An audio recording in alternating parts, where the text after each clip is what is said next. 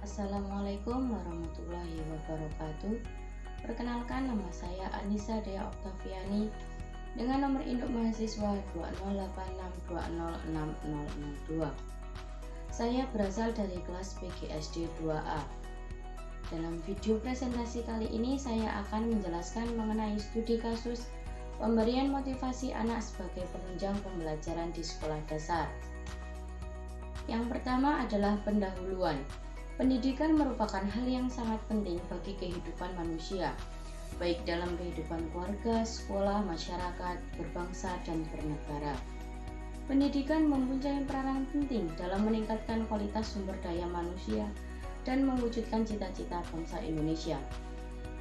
Dengan pendidikan dapat membentuk karakter pribadi manusia atau baik buruknya pribadi manusia. Salah satunya pendidikan yang ditempuh adalah di sekolah dasar. Di SD inilah merupakan titik awal anak mendapatkan pendidikan formal. Diharapkan dengan sekolah dasar dapat membentuk karakter berkualitas anak sejak dini. Mulai dari sekolah dasar inilah semangat belajar anak perlu ditingkatkan.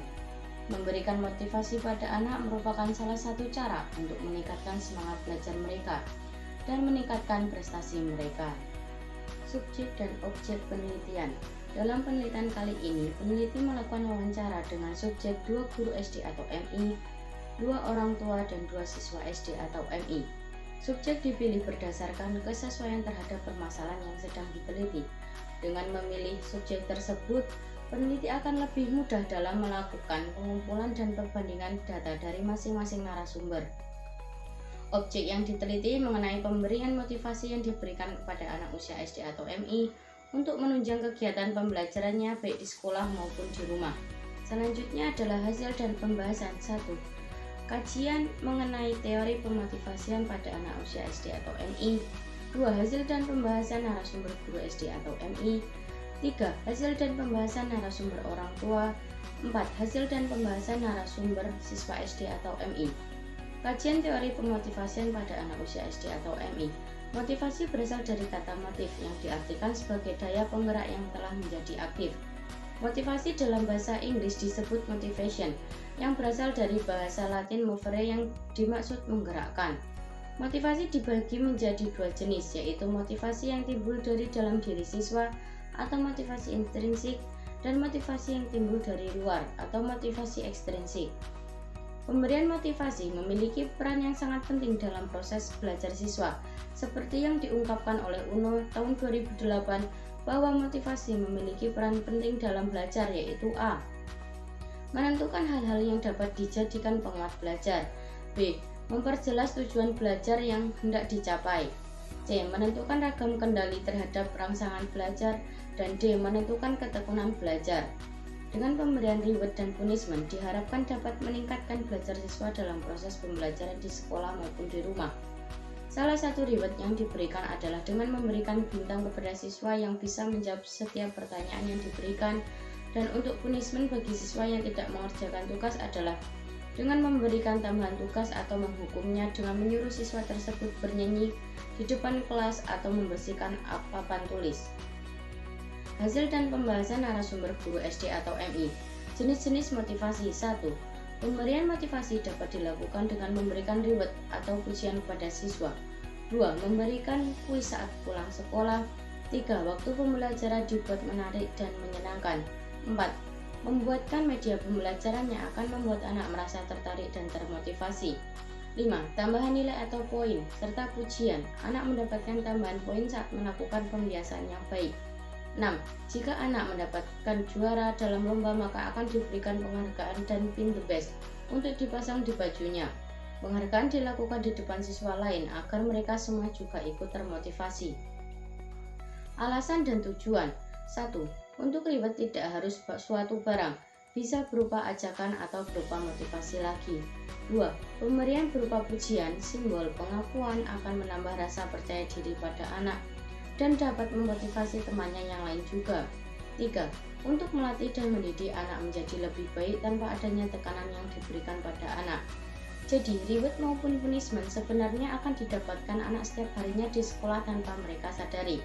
Hal-hal positif di sekitarnya akan memberikan dampak yang luar biasa bagi semangat belajar anak. Hal tersebut juga akan menimbulkan sikap antusias yang ditunjukkan anak untuk meraih yang terbaik. Dampak atau hasil. Berhasil atau juga bisa dikatakan sangat berhasil apabila dalam penerapan reward maupun punishment tersebut, anak dapat mengerti dan menerima dengan baik. Koordinasi antara guru dengan orang tua sangat diperlukan sehingga motivasi dapat tersampaikan dengan baik oleh siswa. Dampak yang paling bisa dilihat adalah anak akan paham akan kesalahannya serta tidak merasa tertekan dan memberikan kesadaran bagi anak. Hambatan. Hambatan yaitu jika terdapat anak yang pendiam, itu termasuk hal yang sulit. Jika anaknya pendiam tapi untuk pelajaran dia dapat mengikuti dan hasilnya bagus, tidak akan menimbulkan masalah. Yang jadi masalah adalah anaknya pendiam dan dalam pelajaran juga susah. Dalam artian, guru akan sulit untuk mengetahui dan menentukan apa yang ada di pikiran anak tersebut. Jika anak sering celometan, itu mudah karena dengan mengajak ngobrol atau berbicara, kita sebagai guru akan tahu arah pemikiran anak. Dan anak juga seringkali lupa akan kewajibannya sehingga guru harus selalu mengingatkan anak. Cara mengatasinya adalah 1. Guru harus mempunyai gaya bicara yang meyakinkan siswanya. 2. Memberikan pembuktian atau contoh yang dapat memotivasi siswanya. 3. Selalu mengingatkan dan memantau perkembangan siswa. Dan 4. Mengikuti kemauan siswa. Dengan begitu, guru dapat menentukan cara pemberian motivasi yang tepat untuk siswanya. Selanjutnya adalah hasil dan pembahasan narasumber orang tua. Motivasi yang sering diberikan orang tua untuk anak adalah seperti membelikan anak jajanan sebagai pancingan agar anak mau belajar, mengajak anak jalan-jalan, dan memberikan sesuatu yang sangat anak inginkan tetapi masih dalam batas kewajaran. Untuk hukumannya sendiri, saat anak susah atau tidak mau belajar, adalah dengan tidak membolehkan anak bermain di luar rumah dan menyita HP-nya jika anak sudah punya. Alasan atau tujuan. Kenapa dipilih reward tersebut? Karena hal tersebut sudah pasti akan disukai dan sesuai dengan keinginan anak. Hal tersebut juga termasuk simpel untuk diberikan kepada anak usia sekolah dasar. Dan tujuan pemberian punishment adalah memberikan efek jera pada anak, memberikan peringatan, menumbuhkan kesadaran diri pada anak, menumbuhkan tanggung jawab pada anak, sehingga saat anak sudah mengetahui dampak dia tidak belajar seperti itu, anak akan belajar sesuai keinginannya, tanpa disuruh orang tuanya terlebih dahulu. Hambatan dan cara mengatasinya. Dari hasil penelitian, hambatan yang dialami orang tua adalah ketika anak tidak fokus pada pembelajaran yang diberikan orang tua, karena anak cenderung lebih takut terhadap gurunya. Waktu dan mood belajar antara anak dan orang tua kurang tepat, sehingga anak menjadi malas belajar. Efek gadget yang membuat anak lebih tertarik dengan HP-nya daripada pelajarannya. Cara mengatasinya yang paling tepat adalah dengan memberikan pendampingan yang lebih pada anak dan memberikan doktrin yang berulang pada anak. Hasil dan pembahasan motivasi yang diterima anak SD atau MI. Dalam lingkungan keluarga, reward 1. Anak akan diberikan reward berupa dibelikan jajanan oleh orang tuanya. 2. Diperbolehkan bermain HP jika sudah selesai belajar. 3. Diajak jalan-jalan dan dituruti apa yang diinginkan apabila anak tersebut mau belajar. Punishment atau hukuman.